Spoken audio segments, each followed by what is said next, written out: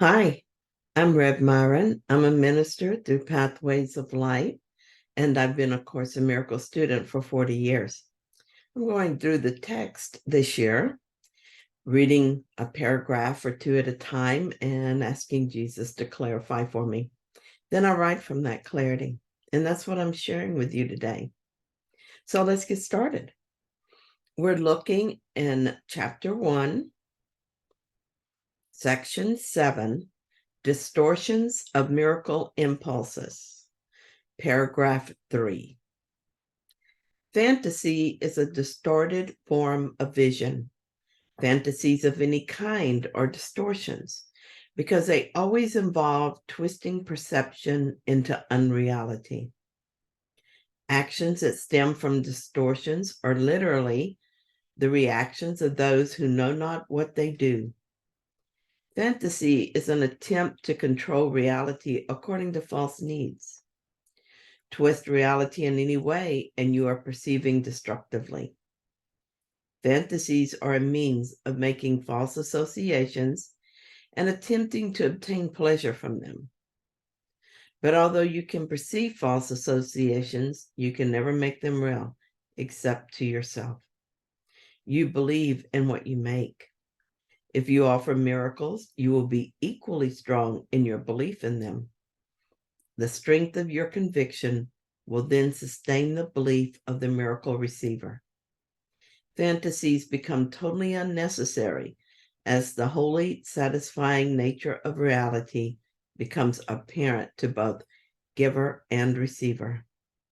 Reality is lost through usurpation, which produces tyranny. As long as a single slave remains to walk the earth, your release is not complete. Complete restoration of the sonship is the only goal of the miracle-minded. Everyone lives in this fantasy. Everyone in this fantasy life fantasizes. That is how we got here. And that is how we stay here. The moment we give up fantasy completely, the world as we know it ends. The way I'm teaching myself to offer miracles instead of more illusions is to work with whatever thought is brought to my attention. One experience I had was with pain, which I've written about before. I was having a lot of sciatica pain in my hip and leg that I associated with driving. Driving was a big part of my job. I drove about 1,000 miles every week. I took medicine for the pain and went to chiropractors. Though I would get temporary relief, the pain would always come back, and it was getting worse and worse, to the point that I seriously considered quitting my job. At the same time this was happening, I was also feeling the effects of working outside, which was another part of my job. The summers had been incredibly hot for 2 years. Between the heat and other hazards of my job, like discovering that I was standing in fire ants, dodging spiders and poison ivy, and hoping the mosquitoes swarming around me were not carrying West Nile, I had convinced myself that I was a victim to this job. I fantasized a problem, then I fantasized the solution. I would get a different job in which I would make good money, but without all the drawbacks of this job. But I had a hard time with this fantasy because I couldn't imagine a job I would like and that would give me the income I had come to enjoy. My fantasy life was suffering from a lack of imagination on my part. When my imagination failed me, I fantasized about winning the lottery and never having to work again. I reasoned that this was a good fantasy as far as fantasies went. I could do all kinds of good with my money. After all, I wouldn't be wasteful or crazy with it. The implication, of course, was that my brother would be, and so I deserved it more than he.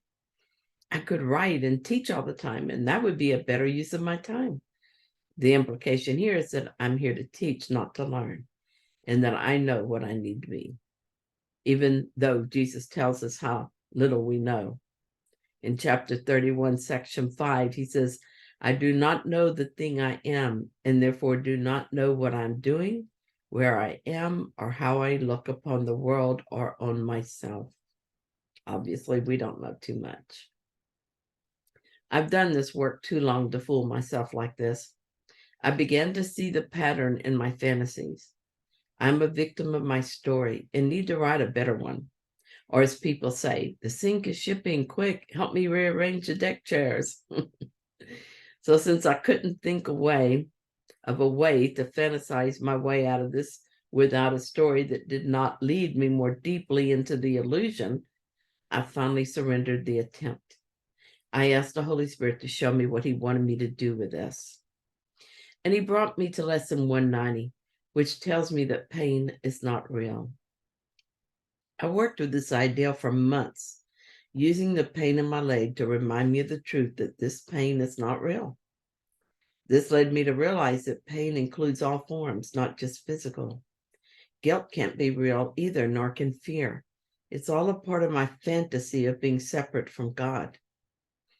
As long as I believed in it and continued to attempt manipulation of the dream as a solution to the effects of my belief in separation, I was going to remain caught in this cycle of temporary relief, and then more pain.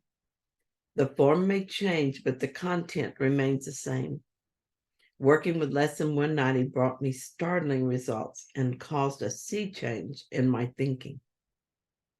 I began to realize that my pain and exhaustion and all my discomforts were not the cause of my discontent. They were the effects of my discontent. They were the outpicturing of my belief in pain, suffering, and death. Trying to change the way the effect looked was only keeping me in pain, because the very act of trying to escape it was reinforcing my belief that pain is real. I learned that nothing God created caused pain. And so it was that I was experiencing pain of any kind, I was experiencing nothing. God did not create it. I must have made it up. Thus, it was a fantasy. That was the key to my salvation, because it brought me to the cause. And so finally, I was able to effect real change. It was not an overnight change. I worked with this idea for many months. First, I had to overcome my resistance to the idea that I did this to myself. Then I allowed myself to recognize in many ways I used a belief in pain to keep me from waking up. The scariest and so hardest realization I had to face was that I was using pain as a defense against God. This meant I had to look at my deep fear of God, which I had been steadfastly denying. The outcome was a shift in awareness that also resulted in a shift in form. I no longer had that excruciating sciatica pain, and I no longer got to the hotel at night exhausted and shaky. I no longer thought of myself as a victim of my job and returned to being grateful for it. Nothing about my job had changed other than the way I saw it and so experience it. Nothing about my job needed to change because the job was not my problem. My problem was my beliefs. Jesus tells us there's nothing outside our minds. So the only thing we need to change is our minds. This change of mind is a miracle, and our changed experience is an outward picturing of an inward miracle.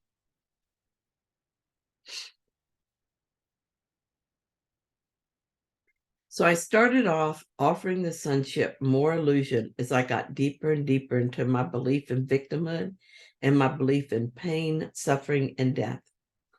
I thought the solution would be to change my circumstances. So my prayer, that is my wishes and thoughts, was for a change in jobs, or better yet, a winning lottery ticket. I thought that would be the only reasonable solution because I was focused outward. When I brought my focus inward to the source of the problem, the Holy Spirit showed me that I did not need a new job. I needed to learn that pain is not real. This meant that only God is real, and God is not pain and suffering. This was the only thing worth learning and the only thing worth striving for. I had not even realized that I had strayed from my one unified purpose until I returned to it. Finally, I was offering the sonship truth instead of illusion. I was helping us all wake up. Not one can be left behind, because that one lost soul would make us incomplete, and wholeness is a condition of salvation.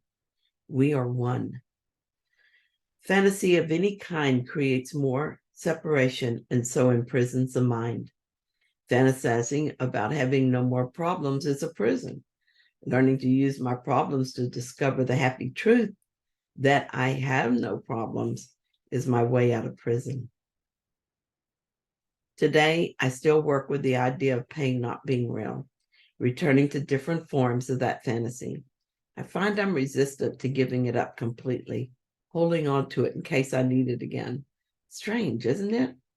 Why would I hold so tightly to that which hurts? But I will never again entirely believe in my pain. And so I find it easier to continue to do the work until my mind is completely healed. Holy Spirit, I have been blinded by my fantasy. Thank you for giving me the vision that allows me to truly see. And thank you